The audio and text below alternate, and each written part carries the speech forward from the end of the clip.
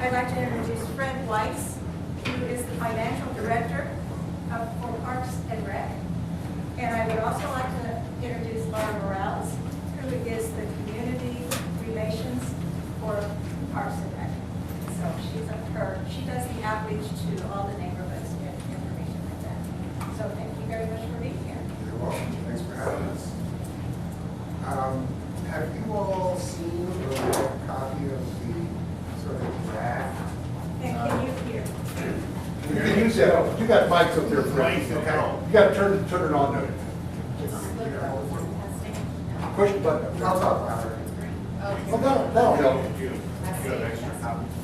Yes. Testing. Yes. Testing. Give me a- Testing. Testing. That works. Oh, there we go. And take one, well, I'll take one of each. This is the schedule. Testing. Great, thanks. Better? Better? Good. That's your foster. Okay. Yes. So thanks for having us. We're here to talk about potential changes to the department's alcohol policy. I'll give you a little bit of background and then get into sort of a summary of the issues and the documents passing around and what we can pass around or what I'll be going over. The initial alcohol policy was put into place in 2007. Since then, it's had some minor amendments in terms of adding certain parts and the like. And what we discovered and heard is that the policy is very, very complicated. It's very complex, difficult to understand. You can have, depending on what park it is, you can have certain things, other parks you can't. Certain event facilities, you can have beer, other ones you can have beer, wine, and champagne. At races, you can have only one thing. It's very, very difficult to understand on the part of the public and the permitting constituents, and very difficult to manage on our part. We've also heard from a number of citizens and event organizers and some council members for a desire to amend it, which really was the trigger for us saying, okay, let's take a look at it. Let's sort of really fundamentally look at what it says and what we think we want to do and what we think the citizens want. We're very early on. If you look at the schedule, we really are at it looks like the middle, but it's really the beginning. You know, we're looking for public input on what it is that we need in the city, because we put together an internal group, not only of Parks and Rec staff, but other department city staff, excise and license, and the police, Office of Special Events, to talk about this internally. So now we've begun to roll it out to the public to get public comment and see what everybody thinks about what we are thinking of doing. There's a public survey that is currently live, and Laura will talk a little bit about that. And then we'll continue on through the schedule, do a formal public hearing at the advisory board meeting, do a briefing at LUDI, which is the city council committee, and we're hoping to have it finalized by the middle of July. So that's sort of, that's the time frame. And before I get into the actual alcohol policy, there's been some misunderstanding in one way in terms of some of the questions that we got. All of the other rules about rest periods, no events, no new events on certain holidays, all of that stays in place. So there's no impact on the restrictions that we put into place for how many events can occur in various parks. So all of that stays in place. All of the rules stay in place. No glass, no, all of everything. This is just directed specifically at alcohol. So everything else stays as it is. The policy falls into really three categories. One is permitted activity. The other is Parks and Rec buildings. And the third is general consumption by the public in parks, just everyday usage of the parks. I'll start sort of backwards because in a way it's the simpler one. So the issue of general consumption in the parks. Currently the policy says, and it's on the back page if you want to follow it, the policy says 3-2 beer only. Now what it probably should have said is we'll follow state law because that's what state law is. 3-2 beer is the only alcoholic beverage that can be consumed in public. And that's why when we wrote the policy, we said 3-2 beer.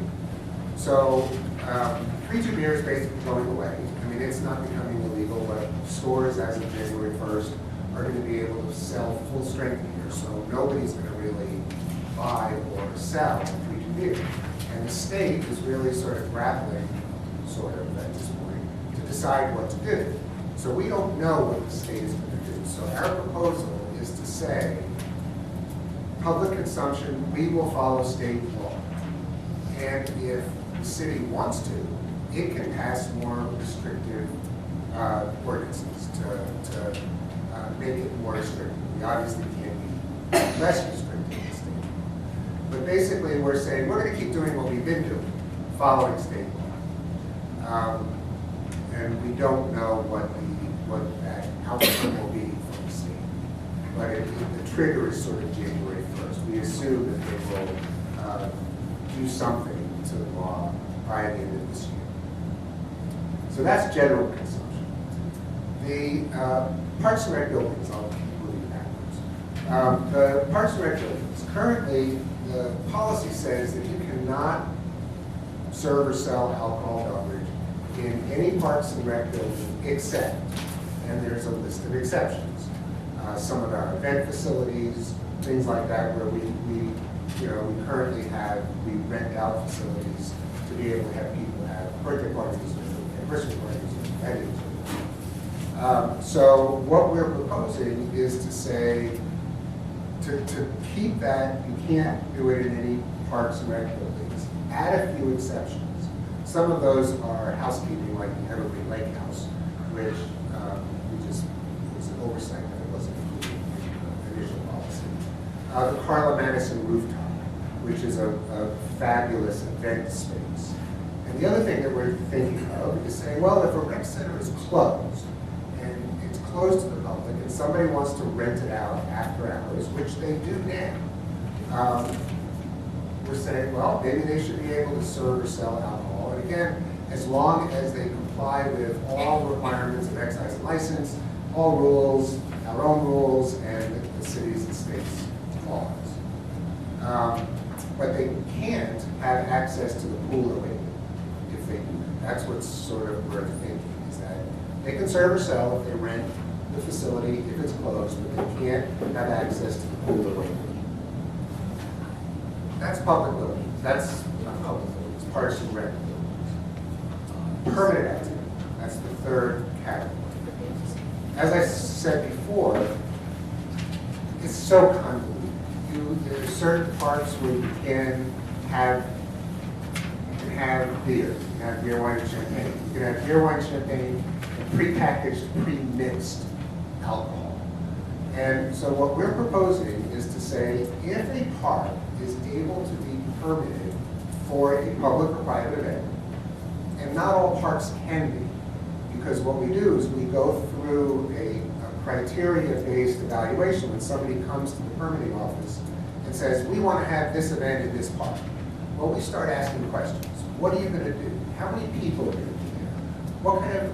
What kind of infrastructure are you going to bring? Are you going to have tents? Are you going to have, what activities are you going to have?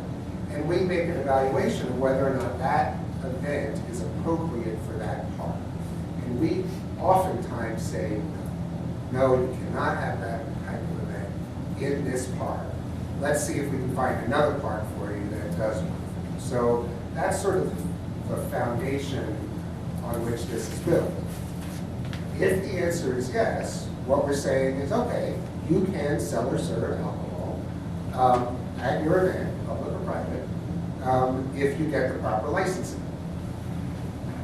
Again, it's not opening it up to every single park, under all circumstances, because we say no to people a lot. So we want to make it consistent. and get rid of the beer only here, beer, wine, and champagne here, so they can serve or sell whatever they want, as long as they are allowed on the permit and they get the proper licensing and approvals from the necessary authorities. There's a couple of other things that we realize we're missing from the policy. One is we want to require people who are selling alcohol to have what's called tip certified servers or responsible, I forget what it's called, responsible vendor program.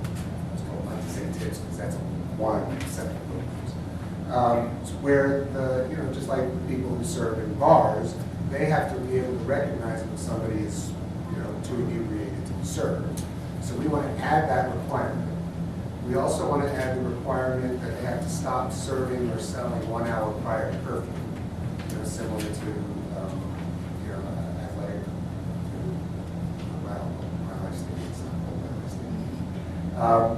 so that they have to stop serving before curfew.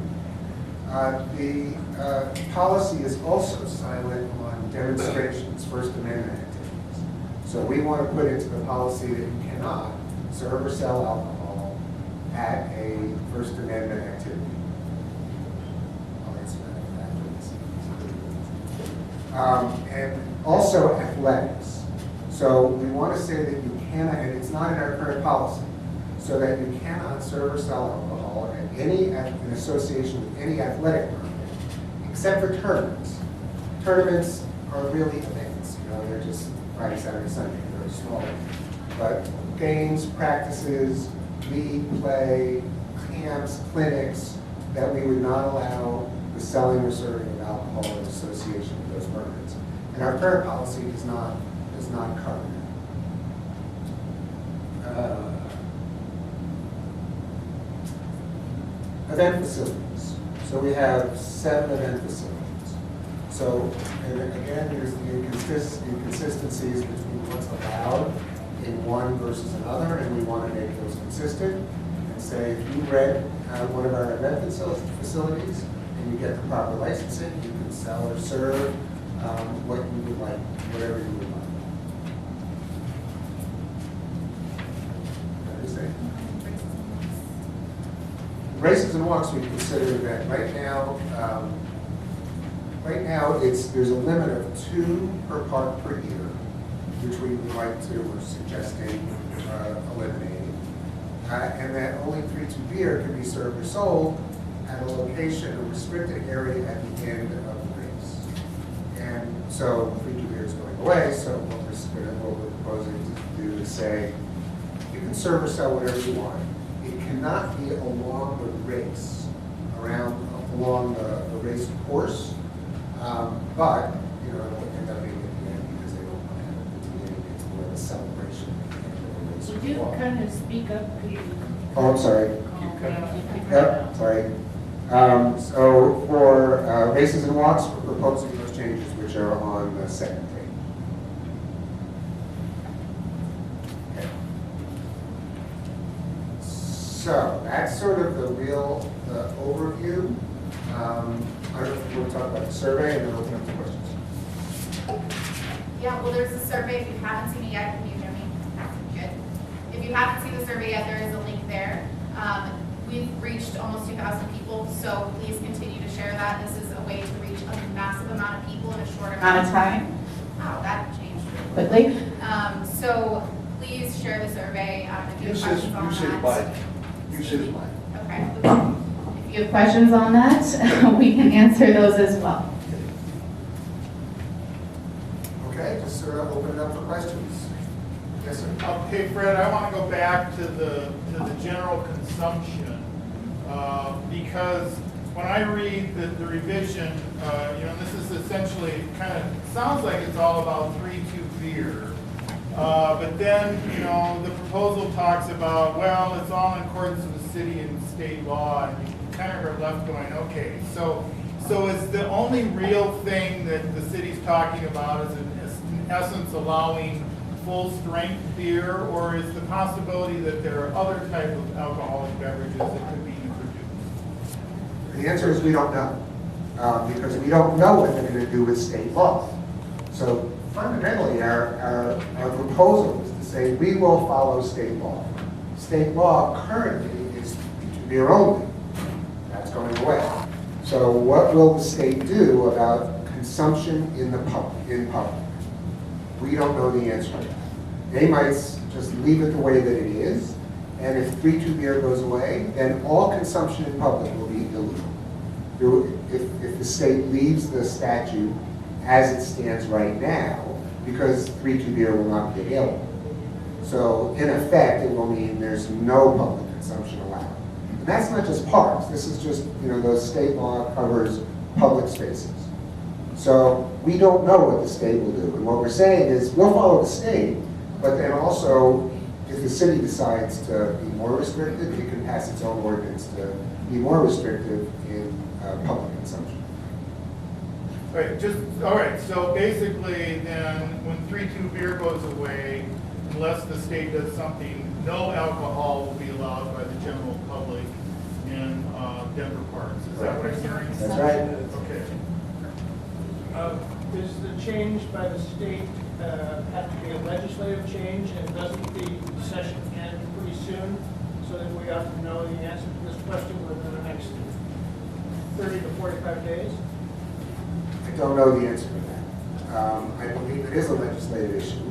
The mayor's office is, their legislative liaisons are working with the state or talking, they're in touch with the state, but I don't know the answer to that. I don't know if it has to be done in the next month or if there's another session. I don't know. Well, it usually ends up toward the end of April, early May, and the governor rarely calls a special session. Something like this probably would not merit a special session. Probably not. And if that's the case, You could go to next year. and if that's the case, and state law stays the way that it is, 3-2 beer would be the only thing that we would allow because we follow state law, and that will continue to be the state law. 3-2 beer is the only thing that would be allowed to be consumed by the general public. Is 3-2 beer really going to no longer be manufactured? No. No, what's happening is that grocery stores will be able to sell full strength beer. So why is it, sorry? Yeah, the demand will, Right. it's not very high. Who's going to want to buy 3-2 beer is really People who want to go in the park. I'm sorry? People who want to go in the park, they have a beer. Well, maybe, That's where the demand possibly, comes from. possibly, is that that's possible. It's not a direct, they will stop making it, but like Laura said, the supply and demand, if people don't want it, the manufacturers will stop it. Yes. Hi, I'm Joe Gensheimer. I actually live on Cheeseman Park 24 hours a day, which, so I have some interest in this result. But anyway, with regard to the 3.2 beer, this has nothing to do with 3.2 beer as a category. Grocery stores will be allowed to sell beer and other alcohol, and that is all it is. It doesn't change the rule for 3.2 beer. 3.2 beer is available from other states and could be continued to be available in Colorado if people wanted it. So that has nothing to do with it. However, I moved recently from 2 years ago from Massachusetts, where no public consumption of alcohol is allowed. In fact, I got a $150 ticket because I moved from Kansas, where everybody goes downtown for First Friday and drinks and brings bottles of wine, and people, so I'm familiar with the difference. But being on Cheeseman Park, just today, for example, I'm very concerned about the consumption of alcohol in the park, because we essentially have no enforcement of any of the park rules. We bought our house on the assumption that when we read the park rules, they were actually enforced. There actually was a curfew, that there actually was no off-leash dogs, that people would be ticketed. But that does not happen. I remember a couple years ago, the councilwoman who was for our district wrote a wonderful note about how enforcing off-leash dogs, they had 35 tickets in 6 months. Every day I could write 35 tickets just from my home for off-leash dogs. Forget the bicycles that almost hit the kids and all the rest. Because the only way to enforce the rules is to call 311. 311, you don't actually get to talk to a ranger. You don't actually get to talk to even their voicemail. It goes to a queue. And then you wait for 6 to 10 users, often half an hour. Then you leave a voicemail for a ranger and you might get a call back. I, for example, was with two people were drinking those big 32-ounce beer cans. They are for, and I put a picture up on Nextdoor, Cheeseman Park, if anybody wants to see it. They were pulling branches off the cherry trees there And I asked them to stop. They basically told me, which was new for me, because usually people say, F you, if you say, don't ride your bike, you almost hit that kid. You know, these dogs are attacking each other. It's usually F you. This was, you know, F off. So that was a new response. But they literally, and they're sitting right there on the park now, just pulled off the branches because they thought it would be cute. And they had, and I again posted pictures of the beer cans. People misbehave. They really misbehave when they drink. And to me, our parks are an urban oasis in a very busy, very noisy city. There's no enforcement of the noise ordinances, vehicles with loud mufflers or anything else. There are all these laws. So our parks to me are precious. And they're precious because families can come out there, kids can play, and others. And every day I see those violated. And if we had, and I, you know, we get tons of, but Robert here lives next, people throw up everything from their dog bags onto our deck to the ice, those Smirnoff ice things, to the empty edible containers. I mean, you'd think they'd leave me one edible, right, if they're going to throw it on me to get rid of it. And, but what I really think it's a huge mistake to allow alcohol in parks. We have hundreds of wonderful happy hour places in Denver. You can go to Park Tavern, 2 for $1, glass beer or wine for $5. You don't, I mean, to me, those parks are precious, and letting people do that when we have so little enforcement is a huge mistake, and I think people will be hurt. Because right now, I've literally been threatened 3 times in the last week. One when a guy on a bicycle being pulled by dogs was riding on the path and almost hit a 5-year-old kid, and the woman had to move. I stopped him. He said, get out of the way, old man. You want to get hurt? You better move on. And then today with the people with the beer, and another one with people with the off-leash dogs. Somebody put up a no pets off-leash sign. They're right there by that. There's no enforcement. I literally am taking to walking with a birch cane now, even though I don't need it, just because it's not safe with these crazy people. 98% of the people are wonderful, 2% are not. So I strongly ask. And we don't have, you can still say 3.2 beer. And if people are rowdy, then enforce it. You know, if they're not rowdy, who cares? So, anyway, because I see, at 2:15, the bars close at 2. 2:15, people walk right outside our house, shouting and screaming. We try to have our door open for fresh air. And, you know, we all know what happens when they're drunk. I used to live in Massachusetts. We lived near Zoomass, which was UMass, because everybody was totally plastered up. So that's my point.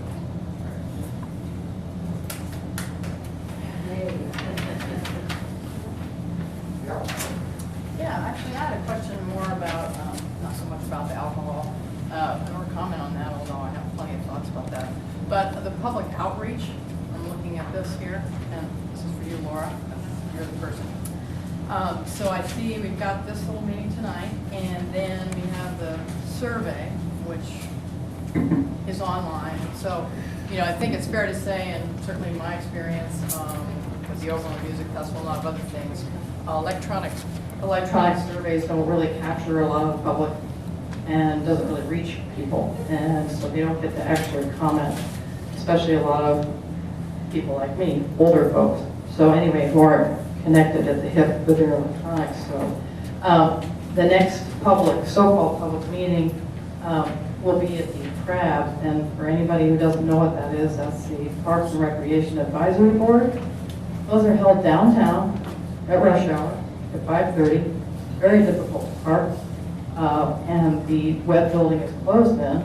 You have to access it from a side street. If you're unfamiliar, you can really get lost and wound up. And usually, in my experience attending that, there are usually maybe, I don't know, 4 or 5 people from the public there if it's an important issue. So I don't feel like that's really what I would call a public hearing. And then you're going to have another Crab, and a presentation at the Land Use and Transportation Committee of the City Council. Once again, those are held during the day. People at work can't make it. It's not very well publicized. Again, you have to park downtown or take light rail. Just wondering if you could offer up a little bit more what I would consider truly public hearings on this. I think that would be really great. Thank you. So first, you are correct. This is not a public meeting heavy outreach. Public meetings also do not reach 100% of our community, and we see that from the public meetings we've had where we do massive outreach and we get 10 people in the room. So there is unfortunately no one magic bullet when it comes to outreach. I understand that the survey, if you know somebody who is unable to take it online, please email me. It is not an easy survey to do in print. It is really not. If you've taken it, this requires a lot of reading, right? This is hard to talk about in a public meeting without having read it first. And I know you are all here because you have likely read it first. So I know that this is not a public meeting. This was not intended to be a public meeting either. This is a presentation to items C. So you are correct.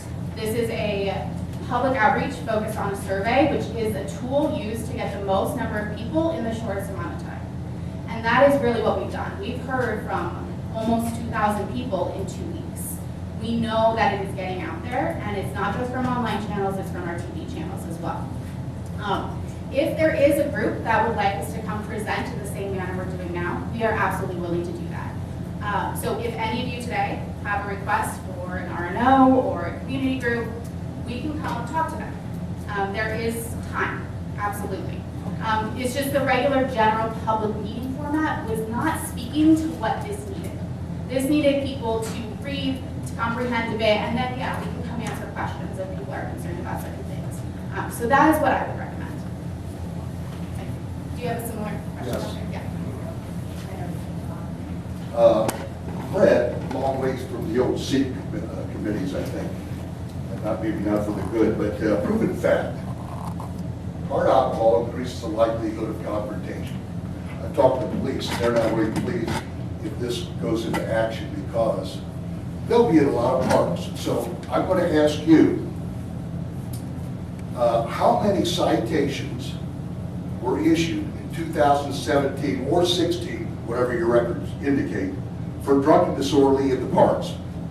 Do you have that information? Not today, but I can, INC would love to have that information. And going forward, if in fact this does become, this happens, is there or would there be a way that if a certain amount of citations or problems or confrontations over a period of time would rescind that and move the parameters back from full alcohol? Is there going to be anything of that nature? So I'll answer it directly and then sort of aside. I don't think we would be able to really build that into the policy, but if there's a problem, we'll change the policy. There's no question that we would do that. I think we've proven that we react to those kinds of problems in terms of the rest periods and the free days, all of those kinds of things. But there really wouldn't be any way to build a hard criteria into the policy. But if we experience those kinds of problems, we would revise the policy, guaranteed. Now, the other thing, the side comment I want to say is, we have to separate, and this might not make a difference to you, or that this is not general consumption in the parks. I can't imagine that the state would say you can drink anything you want in public anytime you want. They would not say that. And if they did, I'm sure the city would pass something that says no, you can't do that. And we would do that in the parks. We would never allow that to happen. Where we're talking about hard alcohol is in permitted events, which are regular, they are controlled. If you are selling alcohol, we will be adding it's a current practice, but we're going to put it in the rule. You have to have DPD on site from the minute you start serving till the end of the event, and located at the point of service. So permitted activity, the nature of it, and I'm not saying it totally eliminates the potential for problems. I'm not naive about that. But it's very controlled and regulated, and the event organizer is very much on the line for those things, since we put into place the event rules and regulations have consequences that remove historical priority for people who violate rules, including the alcohol laws. Yes. My question is, well, I have a lot, but I understand that it's the alcohol, hard alcohol, all alcohol is connected to permitted activities.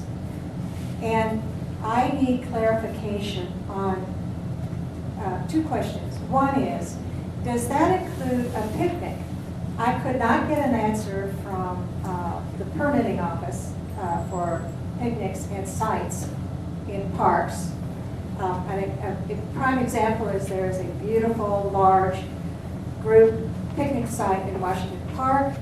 I know that there's reunions, there's office, business picnics.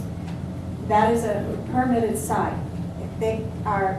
Nothing in here indicates that it does not include picnics. In fact, I think I read that it does include picnics that can serve alcohol if they get the permit, And second of all, because some of these parks are large, are you going to have more than one event that has alcohol serving hard liquor?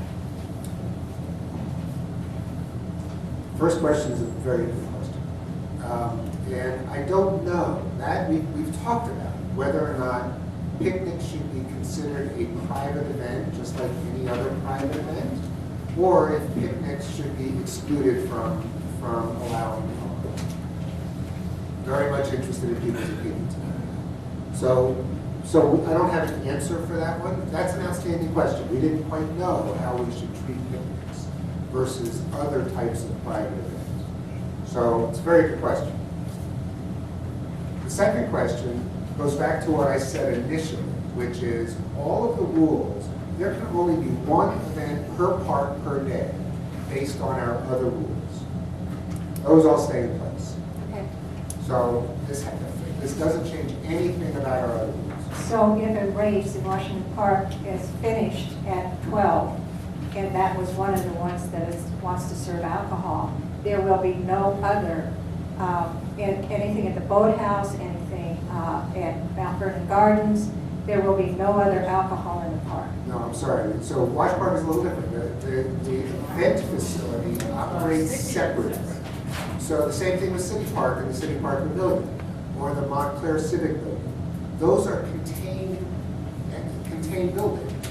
The So- events, again, no, They're private. I'm trying to say that they hold weddings in the Correct. gardens. They now, if they can get the permit, could also serve alcohol and have the reception in the garden. Yes. Not the building, but the garden site, that's it, Yeah, special occasion sites. So the policy is no more than one public event per park per day. So a special occasion in the gardens or a rental in the boathouse aren't considered public events. So those, you could have a race in the morning and a wedding in the afternoon. You could have. And I think that is exactly what is so confusing about this policy and what you're doing. Currently, we have come to a compromise on alcohol in the park because that started off in 2005 when there were a number of parks that were going to have alcohol. It was honed down. There were requirements for race walks to only have 2 that have beer, and that festivals, Washington Park's a festival park, and we were able to eliminate Washington Park as a place that could have alcohol at their festivals. And Sloan's Lake said that the compromise was we will only do 2. Now what I'm reading is that you're saying all parks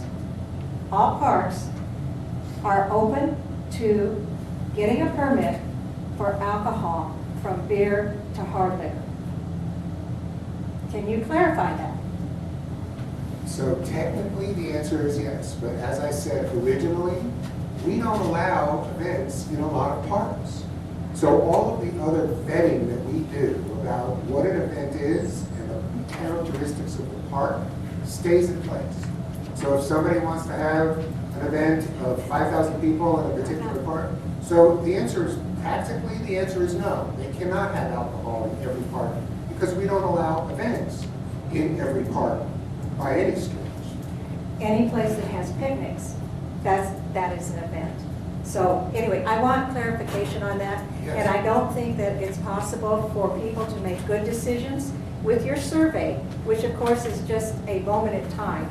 It's not statistically, significant, but I'm glad you got 2,000 returns on it. But how can people answer intelligently about this policy when there are so many questions that are not explained? There's also a piece in this policy that talks about each case that the director of Parks and Rec can make a decision to do anything he or she wants, and it's done on a case-by-case basis. There's too many words in these that make people nervous. That's my comment. Fred, I have a question too. Do you anticipate that with this relaxed policy, that other more mid-sized parks that have not had the kind of activity before, like I'm thinking particularly maybe Cook Park or some of these smaller parks that don't appear to have as much activity, could possibly now have an increased amount of activity because of access to bike paths, access to running routes? I mean, I have always thought that there could possibly be something that would happen with Cook.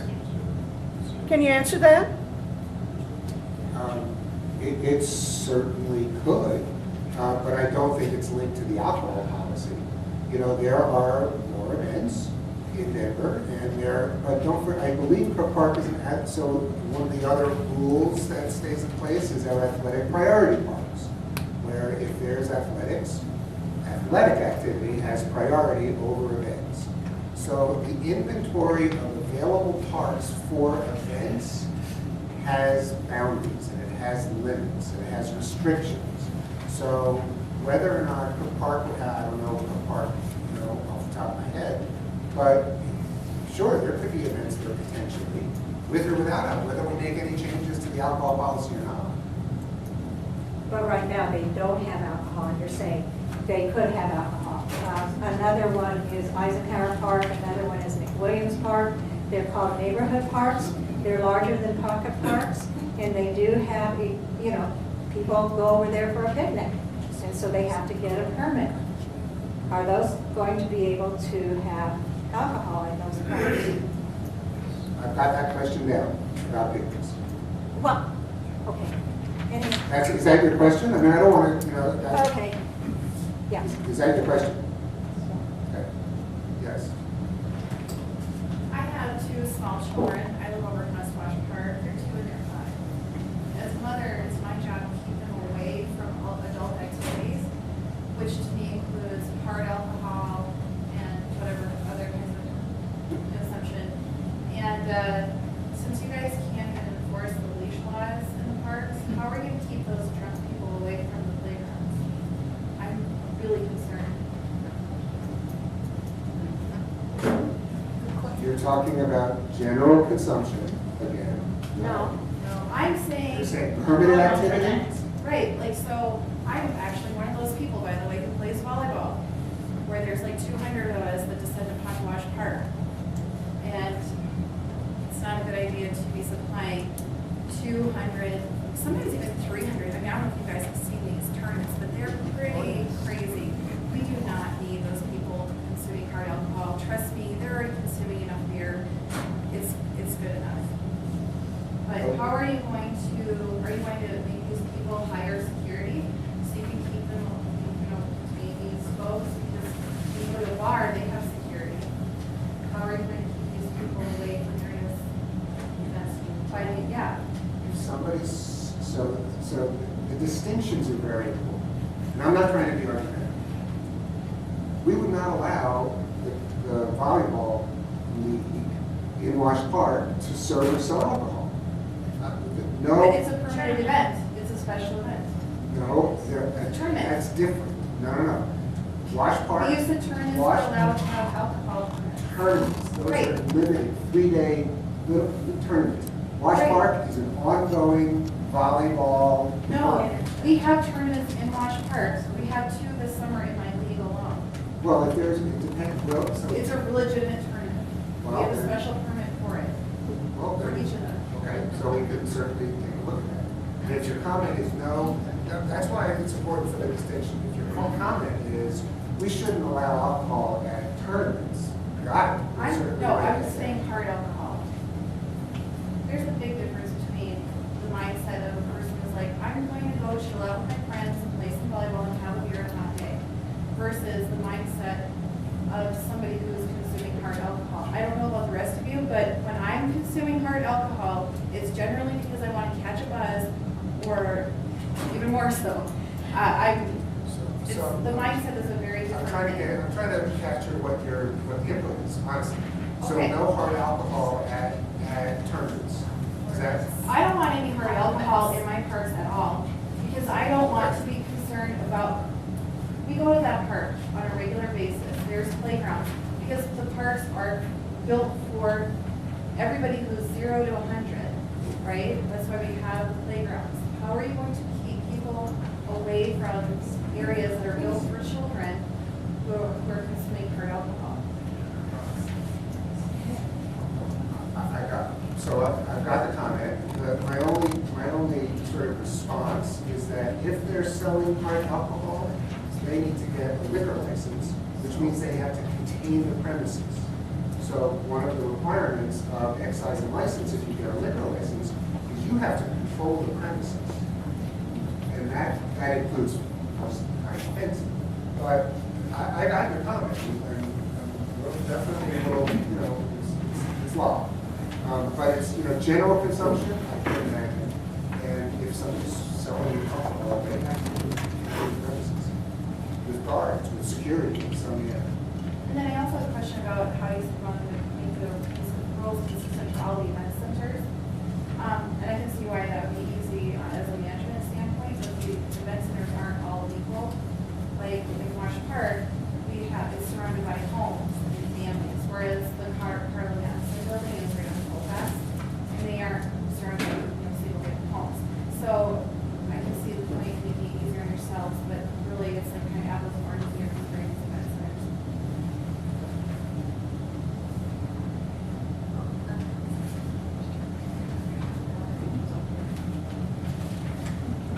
Sorry. I think she's I'm reading the I'm mic. taking notes.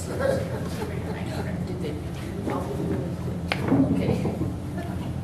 Talk into it. This is just a follow-up to your comments. Just because an event has a liquor license and is selling alcohol within a fenced area doesn't mean there aren't going to be drunk people leaving, because they will leave. And that's when, how can you police those people? Those are the people that might end up near a playground or whatever. So there's no way to control people after they've left the fenced-in area. And already, the parks don't enforce hardly any of the regulations, so how are they gonna enforce that? And I would like to add, because I was right there, at the turkey trot, they were serving 3-2 beer, and they were in a fenced area, and they weren't supposed to go outside of the fenced area. There was no one supervising. They were walking all the way down the east side of Wash Park, past the rec center, carrying two cups of beer, so that's 4 in one person's hand. Sip, sip, sip, throw the cup. Sip, sip, sip, throw the next cup. And then, I take issue with what you say about the 3-2 beer and no glass. I live very near Wash Park. I walk there Sunday mornings and Monday mornings, oftentimes before the trash people come to pick them up. The quart or half-quart bottles, glass, are very thoughtfully stacked behind or beside the dumpsters for recycling. Isn't that special?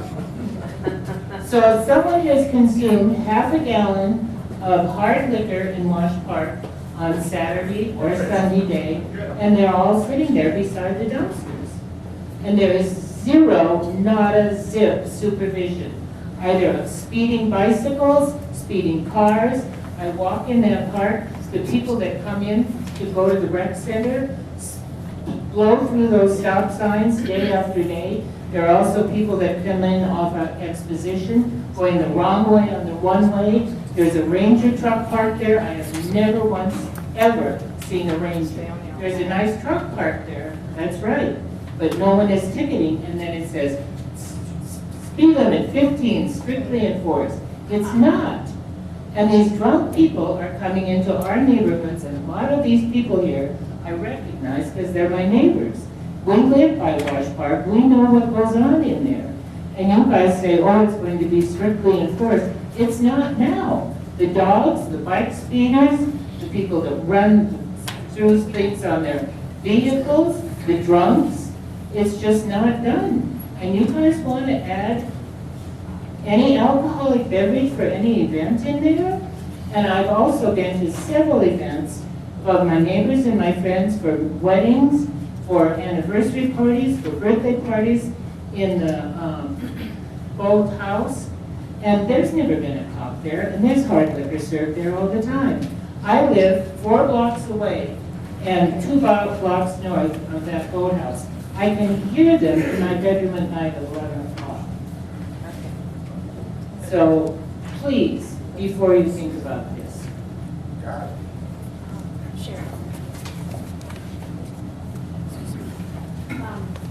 You are, of course, hearing a lot of pushback tonight, I think is how I would put that.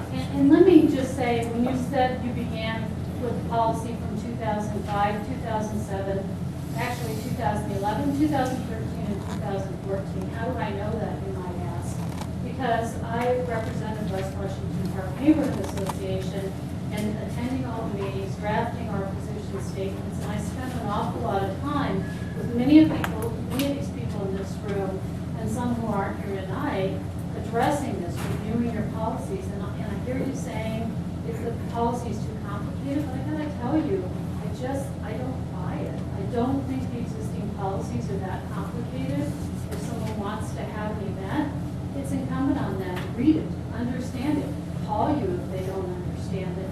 I don't know who you're hearing from. I'd be curious to know who's asking you to make these changes.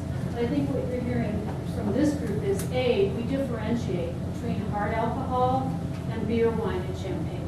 And I think we differentiate. It's a lot different than, as Shonda said, wanting to go and drink a beer, in our opinion, and schlucking your old bottle of Jim Beam over there and having yourself a good old time.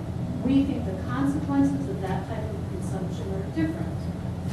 A. B, we spent an awful lot of time working with you in good faith to develop policies that would allow people to enjoy certain types of alcohol in various types of parks and various types of events. We think it works. Before that, you have to understand what the people in this room have gone through. They've had people blocking their alleys. They can't get their cars out. People are throwing up in their yards. They're peeing in their alleys. They're belligerent. They're threatening. And you're hearing these people here tell you, we don't have the resources in this city for enough park rangers to enforce this, nor enough police officers. So what we're asking you is, please, whatever happens with the state law, be mindful of the fact, A, all parks aren't alike. I hear you say you want a uniform policy. It's a lot different when you have Washington Park versus Civic Center Park. They're just completely situated different. You must know that. Now you're saying to us, well, we would never permit that. But to Cindy's point, that's an awful lot of discretion on your part. We don't know what your criteria is. So we don't really know what you're going to permit and what you're not. And then we take our children there and we have all the concomitant problems that come from these events. So I think what you're hearing from this group, and I just would implore you to say, to consider is, don't go whole hog on hard alcohol. I think that's really what you're getting the pushback. Thank you. Sure. So if I heard you correctly, all parks right now have 2 race walks, 2 per park per year. So if they're all consistent, why can't we leave that rule as is? Because I'm hearing a push toward some simplicity and consistency. My other comment is I echo the beer and alcohol. I think they should move separately. It is a very, very different thing. I live 2 blocks from Wash Park. Some of the things that the gentleman from Cheeseman was saying, I experience all the time. I love the park so much. I got married there, and we have a lot of fun without hard alcohol. I just want to separate those 2 things. Fred, a question. We keep talking of who permits. I would like some clarification. Is this a human? Is this a staff of 12? I also understand the executive director or head of Parks and Recs, being, in this case, Abby Haynes, can make exceptions. So who is permitting? Who has that say? I'm not clear on that myself. It's not as simple. So I'll divide it up into 2 groups. Events that just occur in parks. They don't go outside the park. They don't involve roads, they don't involve anything. Just in the park. We probably have 8 different types of permits. Right? Public events, private events, special occasions, athletics, picnics. So there's a whole series of things. There's a staff of 7 in the permitting office, maybe 6. Who's responsible for all of that permitting? Obviously, the larger the event, the more scrutiny and the more requirements that are placed on those events. But if, again, as I said before, if somebody calls and says, I want to have this kind of event in this park, we don't just go, okay, you're fine. We ask a lot of questions about what are you going to do, how many people, what do you want, and take the characteristics of the park and say, we actually oftentimes ask the park staff. We call the park staff, the superintendent, and say, can this happen in this park? Because they're the ones who live in the park. And they'll say, no, that won't work. So a park-only event is handled that way. If it goes beyond the boundaries of the park. So the Office of Special Events really gets involved. Now, they're also oftentimes involved in events just in the park, but we primarily handle those. If they go outside and involve roads and streets and right-of-way and all of those other things, the Office of Special Events plays a sort of a concierge coordinating role, because they have to go to Public Works to permit the street. They have to go, to back meters or various things. So outside of the park, Office of Special Events gets involved and coordinates with the other city agencies that are involved in that particular park. Okay? But in that instance, who does make the decision on permitting? Is it the Office of Special Events then?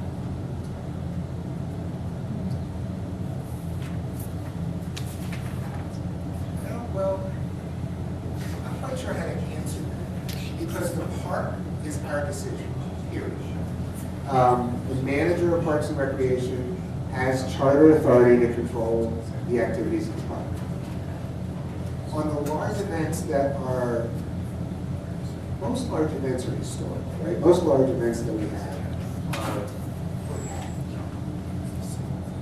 it ends up being a group conversation if it's a large event with police, fire, EMS, Public Works. So we all get together and, evaluate the event. And if somebody says, no, that's not okay, then the manager of Parks and Rec, if the police say, no, you can't, you can't do that, then we would say no. For the park, we don't have any authority over the street. If they want to go in the street, have a festival in the street, they go to Public Works, who frankly have a lot less regulations than we do, and a lot less controls than we do. They can go in the street, we have nothing to say about it. I have one other question. The consistency that you're looking for to follow up on some of these comments seems to be contrary to what you just said, is that if I ask for a picnic permit in McWilliams Park or a special occasion permit in McWilliams Park, you're going to it's not all parks, you're gonna make a decision. But you, in what you've handed out to us, you're saying all parks. And so there's such inconsistency. Where are the details in this? If it is a neighborhood park, why don't you say, we will not allow alcohol in a neighborhood park? Or we will not, Is that a suggestion? I mean, happy to. no, because I don't care. I mean, if you're gonna put alcohol in all the parks, you're gonna put alcohol in all the parks, and I'm opposed to it generally. I'm still okay with what we have had up to this point, and we compromised, and we worked hard on that. And now, all of a sudden, for no apparent reason, we all of a sudden have to have more alcohol in the parks, hard liquor. The beer is, for personal consumption, is a no-brainer, and people get confused about that. But you want to put alcohol out there as many times as it can happen in the parks. And that's what that summary says. Well, that's clearly not the intent and not what we are looking to do. I'm sorry, that's not the intent. So it's very important, number one, to keep the distinction between public consumption and I know. permitted events. Absolutely. And with permitted events, public events, there's only one per park per day. All of the, so you, Just want to do this. so all of the rules that are currently in place that regulate the number, size, capacity, all of that stays in place. So it's the rest periods, the no events on the major, no new events on the major holidays, no races and walks on trails, all of those things that we have put into place over the last 4 or 5 years stay in place. Fred, I'm going to interrupt you. We said only 2 race walks have alcohol. I don't care if I know we've got X number of race walks, but now you are changing that policy because you are saying any race walk can have alcohol. Yes. We have festivals in our park, but now you are changing that and saying our festivals can have alcohol in the park. So don't say that it's not being significantly changed. I'm not talking about the numbers. I'm not talking about the numbers of permits. I'm talking about where alcohol can be served and sold. Yes, and I clearly have it in the notes that many of you feel as though it should not have, that the hard alcohol should not be allowed at events. You're hearing it clear as a bell. The question of picnics is an outstanding one, clear as a bell. So I can get the input, that's what we're here for, is to get the input. You know, and we're. So who makes the decisions?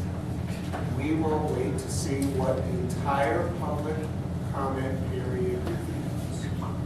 And we will then go to Brad and go through the rest of the process. This is just a summary. This is not the policy. This is I just, know it. yeah, so there will be many more chances to see what develops. Yes. So I have a question. What is the purpose of, or what has instigated this idea or who of serving alcohol, hard alcohol? Where did it come from? Why? And why? Yeah, that was my question I want to follow up. You said that council people Why? and all kinds of people were pushing So we've you. had a request from council. Who? Who? I don't want to name names. Oh. Is this a political, why not? This is public. Because I don't think it's appropriate. We have had several requests. We've had council members who wanted to have events in their district who could not have an event with alcohol. And they're like, why can't I do that? And we said, because of the rules that are in place. And so they want to be able to, the hard alcohol is not coming from here. I'm not representing that at all. The hard alcohol came from internal conversations of what's the difference between prepackaged and pre-mixed versus somebody having a vodka tonic. Frankly, our conversation was you can get a schnocker on prepackaged, pre-mixed liquor, a margarita, which is currently allowed. as you can on other alcohol. So we thought, sort of doesn't make a whole lot of sense. So that's, and we brought excise license in, and so that's where that idea was born, was we currently allow prepackaged green. So that's, Keep that out, I'm sorry. like, it is easily to just strike that. But not at Wash Park. Right, it's in our park, Yes. Yes, I went online, I don't need that, I went online and looked at all the parks in the United States that have abandoned alcohol in their parks. I don't know if anybody else has done that, but I think if we're going to go to the meeting, the next meeting downtown, a list of those and probably some information from those cities as to why they abandoned alcohol in their parks. I asked you about the how many citations were written. That is a good start right there, because that encumbers our police to do something else. And all. So I'd like to have that information. As soon as you get it, please send it to INC. I'd be appreciative. By the way, we've done our own survey, not extensive research. And you're right, a lot of cities do not allow general consumption in parks. But almost all of them allow consumption in association with the building. Almost all of them. Well, we'll take a With look. no restrictions in terms of beer or wine or, and I'm not saying we're intending to follow suit, but we've done a bunch of research, locally as well as nationally, and most cities, everyone that we contacted, frankly, allow any kind of alcohol with associations. Yeah, I hate to do this, I apologize, folks, but I want to go with you and I back to 2014, when I asked you pointedly, when there was 320 events in the park, going to 600, and I asked you then, are you going to glean some of these? And you said no. So with that track record, I'm kind of wondering where this alcohol is really going to go then. Yes, sir. I didn't find your summary all that helpful because it is so brief, and the actual alcohol policy is 16 pages. So you're saying on May 1st, we will have a revised policy, and you have the 16-page full policy with all of the details? That's a target, it depends on how the, public process goes. But yes, we will have a revised draft. Now, whether that's a red line of the initial, or whether it's starting from scratch, that'll be up to the lawyers. And I cannot post for the public hearing until we have that draft available. That draft has to be available for the public to read in order to post for the hearing. That is why that hearing is just a tentative date, because that is a tentative date. So we'll have 30 days more. So it's the full policy that will be posted? The full revised? The revised policy needs to be posted when I post for the public hearing. Absolutely. Okay, and will you make public the survey results? Yes, we will do a summary of those. Just a summary? I mean, or- raw data, we'll have to see if that's sufficient, but I need to summarize for the general public for sure. And then after that, we can talk about what kind of raw data. So we want to like see. you could give percentages for yes and no votes, but then And also qualitative print all analysis. of the Yeah. comments? Yes, well, I prefer to do qualitative analysis of comments rather than straight lists because it offers more themes, but we can talk about if you have better ideas after this. And age, would you include age? Yes, age is one of those that we would be showing. Thank you. I just wanted to follow up just briefly on another question, just because I don't think we heard quite where this was coming from. Now, you mentioned that some city council people had come to you, but not about the hard liquor, but then some kind of internal discussion. But, I mean, usually these kind of internal discussions are usually created because somebody comes to you and says, I'd really like to have an event in such and such a park. It really would be nice to have, tequila and special tequilas or whatever. So I'm just wondering, because you mentioned there were several different people contacting you and saying they want to have it. Can you be a little bit more specific about how this policy revision has come about? I mean, who's asking for this? Are these events people that they want to Some have? events people, we've heard comments from the public, they would like it to be this way.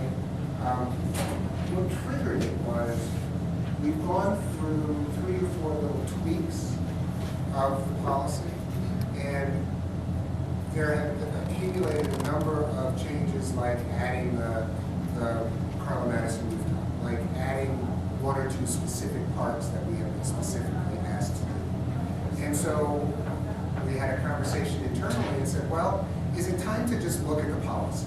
You know, is it time to, it's been 11 years, is it time to look at it? And we said, okay, let's look at it. You know, you think I want to go through this? So, you know, it was just seemed to be the right thing to do. Is okay, let's take a look and see, you know, and see if it continues to make sense or not, and let's go to the public and see what they think. So that's how it came about. Okay. Yeah. Oh, yeah. Hey. Hi, how are you? So my question is about just individuals consuming in the park. So I've had a dialogue with many people about this, and it seems to me I'm not really in favor of laws that aren't really enforceable in the first place. 3-2 beer isn't really accessible. People are already drinking in the parks, especially full-strength beer. We're moving, you know, to a place where liquor stores aren't even going to have the real monopoly to be selling all this. People are going to be able to buy it wherever they want, and you know, the more and more I talked about it, the more and more we started recalling how we used to kind of be afraid to deal with the park rangers or afraid to deal with the police officers because we were breaking the law and we knew we were violating park rules, but we were doing it anyways. And so I think, you know, at least striking 3-2 and moving to like full strength, you know, alcohol in the parks, if we choose to continue to have that, makes a lot of sense for my peers as I've talked to them, because I just think it makes a more reasonable relationship to have with the park ranger. You take a permit, you made a punch you weren't supposed to have, but now the ranger's there and everyone's on edge. That's not really the purpose, I think, of how park rangers are supposed to be doing outreach. So I guess what I'm saying is I think I've talked with my peers. I think we're in favor of that because it's not really enforceable anyways. And then I also think it's tied to the conversation about public restrooms. If you're going to allow these small permits to be pulled, then people are going to start having more alcohol in the parks, like, you know, at a small park, and there's only, you know, there's not a porta potty in that park. I don't think that really pairs well together. So I think that needs to be part of the conversation. And I know it's really easy to pull a permit, and for like $150 you can have a porta potty dropped. I think that those things need to be included when people are trying to do something of that nature, because I think they're intimately tied together. That's all I have to say.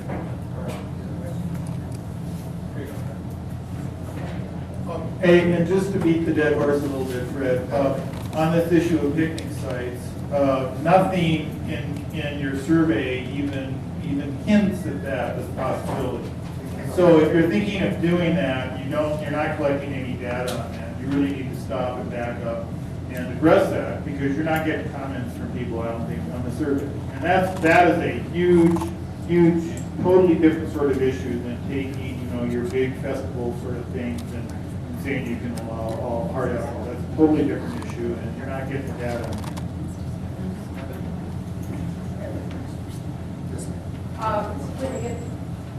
I'm really pretty loud. When you are talking about public parks and recreation building, you have this one little question of fact, gee, should be within 50 feet of the playground, and that's kind of insulting. But what do you really mean here? How shouldn't you have a distance from any playground for any place where alcohol is being served, and a significant one? That's one of the proposals, and to be honest, again, that's. Because it's lumped under the buildings rather than.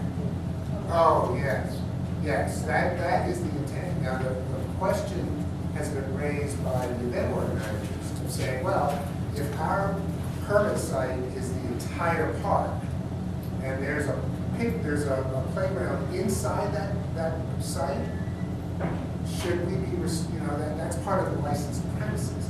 It has to be, in order to be able to have the liquor license, they have to control the premises. So we don't quite know what to do about that situation. Oh, I got an easy answer. No liquor service stay within 250 feet of a playground. Here. No, the leasing of an entire park. I mean, Well,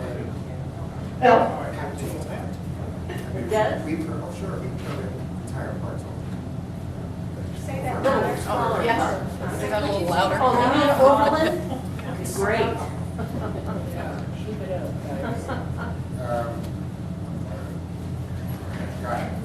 I was trying to remember what to write down. 50 feet playground or more. 250 for all. Okay, one of these blocks, sideways length of these blocks is about 225 feet. So currently our park rules say not within 50 feet of a roadway, a playground, a school. So our park rules stay in play, right? We wanted to reiterate it here, but I'll get the suggestion to increase the distance and not allow an exception for when it's contained within. I really think so, because that park is not a private place. It's a public place, and for many people in this city, it's more crowded, and their living accommodations are tinier and tinier. That's when they can be outside with their kids. And we shouldn't have to give up giving the children a place to be outside so that a party can sit around and drink. Fred, could I piggyback on that 50 feet? Would you be sure to clarify if that 50 feet is from the entrance to the facility or from the corner of the facility, 50 feet? In other words, for the boathouse, we have the steps going in the middle of the boathouse up, and that from the playground is more than 50 feet. But the facility itself is, I believe, if it's real close to 50 feet. And now with the ramp, of course, it is closer than that. So it's, right now, it's not very valuable piece of information in the policy. If I could comment on the 50 feet, 250 feet, none of it matters if there's no enforcement. As we've learned in New York City with litter and what there, if people can talk about everything, there is essentially no effective enforcement. Because when we have 8 park rangers during the winter and we hire some additional ones for urban parks, without enforcement, it doesn't matter. And everyone knows that, whether it's the kids with their, or adults with their dogs off leash. And honestly, if I had ticketing authority, I could get 35 and I'd love to split the fees with the city. But there is no enforcement. Therefore, the rules, you have to have sort of gross rules, like a 3.2 beer, well then you do catch people drinking. You don't have to argue, they're drinking, you give them a ticket. The rangers are wonderful people. The policemen are wonderful people. I go to the District 6 meetings. They're wonderful people, they're nice, they want to be nice to everybody. But unless there's enforcement, I get the same thing from people saying, I'll never get a ticket, the rangers don't do anything, and they don't come. So I'm really sorry, but I don't think 50 feet, 250 feet, 4 miles matters if there's no enforcement. And there isn't. And I think everybody here knows that. Go violate any park rule, and you will not get a ticket. No, I want you to, so just so you know, I'm the one who started the ranger program about 15 years. Because there were no rangers. We had no rangers. So we get it, and there's never enough. And we keep asking for more and more money for more and more rangers. And, you know, it's grown to, I don't know, we have a lot of rangers. Not in the urban parks. I think in the mountain park, how many rangers? I talked to a ranger, he said there were 8. It's in the. We get Cheeseman Park visited a day, maybe a day and a half total. But that's not my point. My point is, I think the rangers are wonderful. They are. They need to ticket. They need to say, you can't do this, because you ticket people and they stop doing things. It's like kids, right? If you raise your kids with penalties, they actually grow up nice. I didn't, but a lot of people do. And, but I would say you could, it's like, so if you park your car in the street for street sweeping, somebody follows it, right? $50 ticket, $700,000 for some of these ticketing agencies. It's for-profit in Denver. We do the same with the rangers.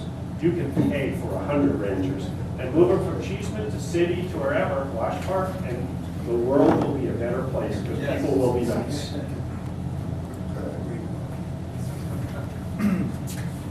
Well, I just want to say that, you know, I used to work with City Park Jazz and I was vice president for a long time. And I will say that the city has stepped up their enforcement on a whole host of rules, and rangers requiring large events to have rangers. I think there's a lot of concern that I've heard from people about overconsumption, and I want to remind people that when you have a large event, the state can come in and check for underage drinking. the city can come in and talk to you about over-serving. And I will say that I think under Happy Haynes' leadership, they have been harder on festivals. You look at what they did with 420. If you start to violate the rules, so I want to remind us that we have the power to exercise and push, the Parks Department to hold events accountable for the work they're doing. And bad actors and bad promoters, you can get them out. You can move them away. And I will blatantly say I completely disagree with trying to have a more heavy-handed, people go to the parks to enjoy each other. It's a level playing field. I don't really want to see more tickets given to people in the parks. I think warnings are good, but I'm not really in favor of trying to have more enforcement and more money being taken out of people in a time when, the city's costs are rising and people don't have the money to pay tickets. They could just follow the rules. Just follow the rules and there's no penalty. When you have little kids and you're worried about their safety. I think we had 3 more questions that people do. I think they're hitting some retweets, so be thinking about it, and maybe we can bring it to a close in about 10 minutes or 5 minutes. Okay? Everything in this proposed policy involves a relaxation of rules on alcohol consumption. I don't see anything that restricts alcohol consumption beyond what's already available. I imagine when you sat down and developed this plan, rather than the uniformity issue, which I think people have addressed, don't find it very convincing as a reason to go ahead with this. You probably anticipated that people would push back against greater alcohol consumption and greater and stronger alcohol consumption that's in this document. How did you expect to sell this to the public? What's the justification for it? It has plenty of public safety and public health implications for more alcohol consumption in public parks. So what is the justification? Are we trying to be as good as some other city? Are we trying to have more festivals or have more races? What is the justification? I'd like to feel, not you personally, but the people that sat around and made this thing up. We're not trying to sell anything. We are not trying to sell anything. Well, convinced. I think I've been very honest about, we're listening. So I'm explaining the proposal that has been developed. And so we're listening. We're not trying to sell anything. So, I have to tell you that there are other people who feel differently than you do, as in every issue there is, right? So that's our job, is to try and balance and weigh the best public good. And we have our hearts in the right place. We're not looking to make trouble. We're not looking to cause more drunk people to be walking around the streets. That's not our intention, right? We're not trying to sell anything. Well, how do they justify their position? I understand they don't agree with me or with the rest of the people. But what do they say as we need more alcohol in parks? What's their reasoning? I think he said about it. He talks about parity. Parity between types of alcohol. I think that's one of them he's saying. It's parity, it's different people, some people want more events in the park, some people want less events in the park. That's our life, right? So we're hearing you, we clearly are hearing you. We're not trying to sell anything. So did you want to say something? We don't need hard alcohol in the parks, period. Beer, wine, we need regulation. Simple, we don't need Jim Beam in the park. Got it. And would you consider extending the survey? I think that the outreach, I know you tried very hard, but I wasn't aware of this till pretty recently. And when I called my council person, they couldn't explain it to me either. So, no, I don't think so. No, I'm surprised. Well, That was my surprise face. Trust me. And so I'm wondering if you would extend that as a possibility. So I'm definitely going to extend it through the weekend, because why close it on a Friday when I'm not analyzing on a Saturday? So I will keep this open through Monday for sure. Past that, I'm gonna have to look at our timeline, because that will push things back. If we do extend it further, we will need to push things back and maybe make it a lot slower. So I'll have to talk to people on And that. so just so you know, we've met with almost every council member and have asked them to push it out, to put it in their newsletter. When did you do that? 2 weeks ago? 3 weeks ago? See, that is not long enough. I mean, they don't put out a newsletter. But we asked them, everyone said that they would blast it out in emails. Univision, Action, Fox 31, Channel 9, Channel 10. I watched Channel 9, I And never we've saw got it. 2 more, and then we'll maybe wrap it up. One thing I have to say, and I'm not questioning Sean, I'm sorry, I'm allowed to, but I'm not questioning your Google, because I think part of what I hear you, and we've all known, is we're contending with different views about what our public parks and public spaces should be used for. And that's a big deal, it's a big debate, and I think what you're hearing from this group is that we want it to be used for family activities and quiet recreation, exercise, etc. And that's why I said to you, please consider different parks, I think, lend themselves to different uses. Wash Park, I think, which I'm most familiar with, I think we have the race events, those kinds of things. So we get that, but we really did work hard on the policies before, so please consider, don't throw the baby out with the bathwater. And secondly, are you gonna take input only from the survey, or are our R&Os send you input and position papers, will that count as well? Yes, absolutely. So the survey is one piece, but that is the majority piece at this moment.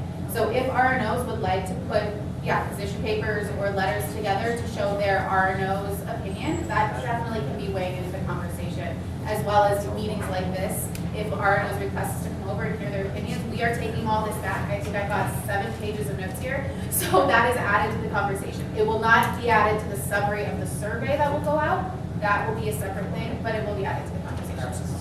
So then, even if you have to extend this out a little bit longer, there is no hurry in this. And so this is a new piece of information, and INC needs time to get that information out to their RNOs so that they can have, with their meeting, have time to meet, so that they can do this. They can do that after the survey closes, because that is an ongoing thing. We've got the public hearing scheduled for June, so that is a month and a half out. So all that time, we can be collecting information. We're still open for input. Okay. This is part of the statement. You said there are people who support hard alcohol in the parks. Well, we publicized on Nextdoor that you guys were coming and what this was all about, and fans pushed out a special newsletter as well. So it did reach a good chunk of people, but so far nobody here has shown support for hard alcohol. So I just would like that to be noted. And Maggie, you have the final say? Well, yeah, one thing that I wanted to state to you from an R&O point of view, that just because you send out an announcement does not mean that they'll open that immediately. In fact, oftentimes we can track the openings, and you know it as well as I do. Sometimes people don't open it up for 2 weeks. So we have to have the time to put these things out multiple times, hoping that people will be able to read them.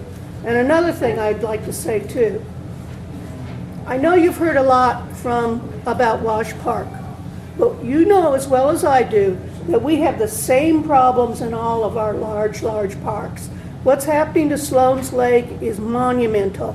What's happening also for City Park becomes a nightmare. So, and these smaller parks too, we're very concerned about. Because they can open up, and previously these neighbors who have lived around the smaller parks have not felt the same kind of impact that those of us who live around large parks have. It's going to be eye-opening for them, and they have to be able to find out. My 2 cents. Could a neighborhood opt out? I'm sorry. Could a neighborhood opt out?